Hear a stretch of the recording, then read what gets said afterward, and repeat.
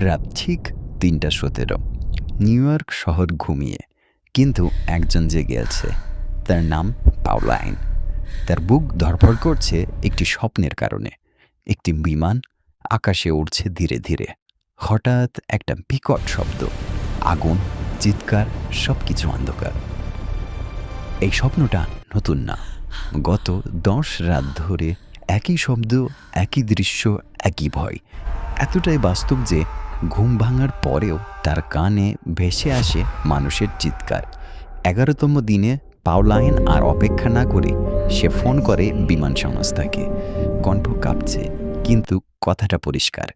এই ফ্লাইটটা উড়লে দুর্ঘটনা হবেই। ওপাশ থেকে হাস্যোজ্জ্বল স্বরে তাকে বলা হয় এগুলো কেবলই স্বপ্ন। কিন্তু পাওলাইন থামে না। বারবার ফোন, বারবার অনুরোধ। শেষমেশ ফ্লাইটটি বাতিল করা হয়।